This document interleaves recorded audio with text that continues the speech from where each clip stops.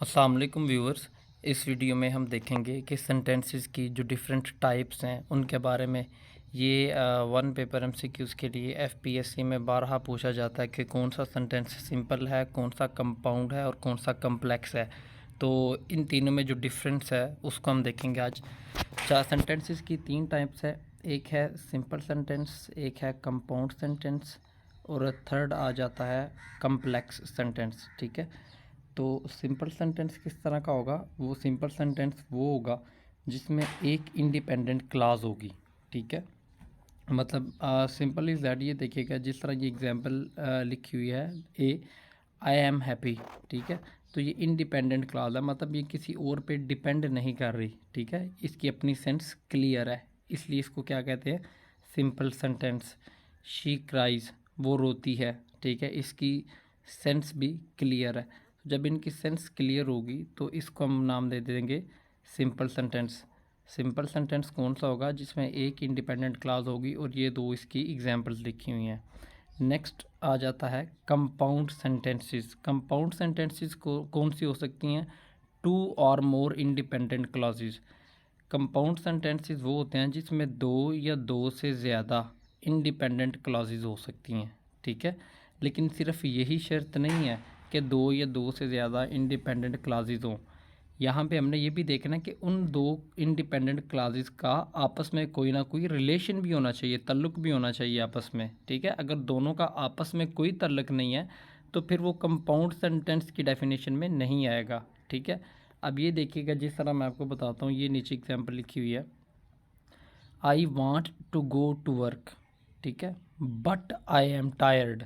यहाँ पे देखें ये वाली क्लास और ये वाली क्लास, ये दोनों एक दूसरे के साथ इनका ताल्लुक़ भी है। I want to go to work, ठीक है, बट आई एम टायर्ड, मतलब मैं काम पर जाना चाहता हूँ लेकिन मैं थका हुआ हूँ। ठीक है, तो यहाँ से ये पूरी सेंस समझ आ रही है कि इस सेंटेंस का इसके साथ कोई ताल्लुक़ है, इस क्लास का इसके साथ ताल्लुक़ है। ठीक है, तो ये फिर हो सकता है हमारे पास कंपाउंड सेंटेंस की एग्जांपल। दूसरी एग्जांपल देखिएगा, I am sitting and he is sleeping. देखिए इन दोनों बातों में आपस में कोई ताल्लुक़ नहीं है, मैं बैठा हुआ हूँ और वो सो रहा है। ठीक है, तो इन दोनों का आपस में कोई ताल्लुक़ नहीं है।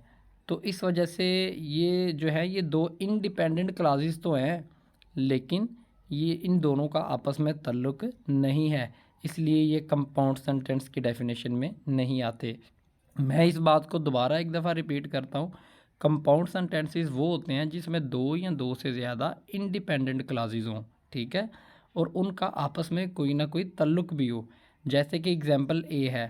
ठीक है, ये जो फर्स्ट वाली क्लास है इसका ताल्लुक़ दूसरी के साथ है, लेकिन अगर इसकी बात करें तो इसमें फ़र्स्ट क्लास का ताल्लुक़ सेकंड क्लास के साथ नहीं है। ठीक है, तो ये बेसिक डिफरेंस है।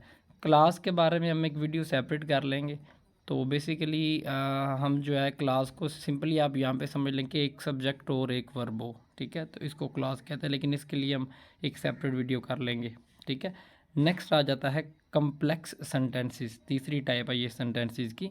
अच्छा, कम्प्लेक्स सेंटेंसेस में क्या होती है? एक डिपेंडेंट क्लास होती है और एक इंडिपेंडेंट। देखिएगा सबसे पहले सिंपल में क्या था? एक इंडिपेंडेंट क्लास थी। कंपाउंड में क्या था? दो या दो से ज़्यादा इंडिपेंडेंट क्लासेस थी। कम्प्लेक्स में क्या है? एक डिपेंडेंट हो और एक इंडिपेंडेंट हो। तो अब ये देखते हैं कि जो कम्प्लेक्स है, तो हमने अब कम्प्लेक्स, कंपाउंड और सिंपल इनको आइडेंटिफाई किस तरह करना है? अगर एमसीक्यूज़ आ जाता है, आपको कोई स्टेटमेंट लिखी हुई है, तो वहाँ पे हम ये किस तरह जज करेंगे कि ये सेंटेंसेस की कौन सी टाइप है, ये सिंपल है, कंपाउंड है या कम्प्लेक्स है? असल में एग्ज़ाम में बैठा हुआ बंदा कंफ्यूज हो जाता है थोड़ा। तो सिंपल के लिए तो आपको सीधा सीधा याद रखना है कि एक ही इंडिपेंडेंट क्लास होनी चाहिए। ठीक है, जिस तरह आई एम हैप्पी, तो ये तो सीधा सीधा हो जाएगा सिंपल सेंटेंस। नेक्स्ट आ जाता है कंपाउंड। कंपाउंड सेंटेंसेस के लिए यह है कि जब आपके पास जो भी सेंटेंस दिया हुआ है उसमें कोऑर्डिनेटिंग कंजंक्शन होगी किसी जगह पे। मतलब अच्छा, कोऑर्डिनेटिंग कंजंक्शंस को याद रखने का बेहतरीन तरीका है फैन बॉयज़। ठीक है, तो इससे आप याद रख सकते हैं, लेकिन ये है कि इसमें एफ़ और एन को काउंटर नहीं करना, ए बॉयज़। ठीक है, एंड है, बट है, और है, येट है, सो है। ठीक है, तो आपने ए वॉइस से याद रखना कि अगर इनमें से कोई भी वर्ड आ जाएगा किसी सेंटेंस में तो वो कंपाउंड होगा। दूसरी बात, को रिलेटिव कंजंक्शंस में से कुछ आ जाए उस सेंटेंस में, मतलब इधर और में से कुछ आ जाए तो neither nor, not only, but also, both के बाद एंड, देयरफॉर, इनमें से कुछ आ जाए, मतलब किसी सेंटेंस के अंदर कोऑर्डिनेटिंग कंजंक्शंस या को रिलेटिव कंजंक्शंस, इन दोनों में से किसी का वर्ड आ जाए तो वो सेंटेंस होंगे कंपाउंड सेंटेंसेस। या सिंपल इज़ दैट, इन सारे वर्ड्स में से कोई भी वर्ड उस सेंटेंस के अंदर आए तो कंपाउंड सेंटेंस होगा। नेक्स्ट आ जाता है कम्प्लेक्स सेंटेंस। कम्प्लेक्स सेंटेंस में इन सब वर्ड्स में से कोई भी वर्ड आ जाए उस सेंटेंस के अंदर तो उसको हम कह देते हैं कम्प्लेक्स सेंटेंस। देखिएगा जिस तरह लिखा हुआ है, as, since, because, if, how, unless, when, before, while, till, until, इन सारे वर्ड्स में से कोई भी अगर कोई लफ्ज़ जो है वो आ जाता है सेंटेंस के अंदर तो उस वक्त हम ये कह देंगे कि वो वाला सेंटेंस जो है ये वो कम्प्लेक्स सेंटेंस होगा। तो ये है बेसिक डिफरेंस, और ये एक तरीका है जिसके ज़रिए हम पहचान सकते हैं एमसीक्यूज़ के लिए कि कौन सा जो सेंटेंस है वो सिंपल है, कौन सा कंपाउंड है और कौन सा कम्प्लेक्स है। तो आज के लिए बस इतना ही। Thank you so much. अल्लाह हाफिज़। व्यूअर्स, ये कुछ एग्जांपल्स भी हैं, ये रह गई थी, ये भी डिस्कस कर लेते हैं इसी वीडियो में। यहाँ पे देखिएगा, ये यहाँ पे लिखा हुआ है सिंपल सेंटेंस, यहाँ पे कंपाउंड सेंटेंस और यहाँ पे कम्प्लेक्स सेंटेंस। तो सिंपल सेंटेंस के लिए हमने ऊपर डिस्कस किया पीडीएफ में कि जिसमें जो है एक ही क्लॉज होनी चाहिए। ठीक है, यहाँ पे ये देखिएगा एक इंडिपेंडेंट क्लॉज होनी चाहिए। यहाँ पे ये सिंपल सेंटेंस में क्या है, एक इंडिपेंडेंट क्लॉज है। तो यहाँ पे ये देखें कि ये एग्जांपल है, वी लाइक पिज़्ज़ा। ठीक है, सिंपल सेंटेंस के लिए। कंपाउंड सेंटेंस की हमने पहचान क्या बताई थी कि अगर किसी भी जगह पे कोई सेंटेंस लिखा हो, लेट्स सपोज ये सेंटेंस लिखा हुआ है ये वाला, इसको देख के हमें कैसे पता चलेगा कि ये कंपाउंड सेंटेंस है। एक तो हमने ऊपर इसकी जो है वो पहचान डिस्कस की हुई है कि दो इंडिपेंडेंट क्लासेस होनी चाहिए और उनका आपस में कोई ना कोई ताल्लुक भी होना चाहिए। लेकिन उससे भी आसान तरीका ये है कि हमने इनको रिकॉग्नाइज़ करना है। तो कैसे करना है, तो मैंने यहाँ पे कुछ वर्ड्स लिखे हुए थे, यहाँ पे ये देखिएगा कंपाउंड सेंटेंस में आए और हमने देखा A for and, B for but, O for or, Y for yet, S for so.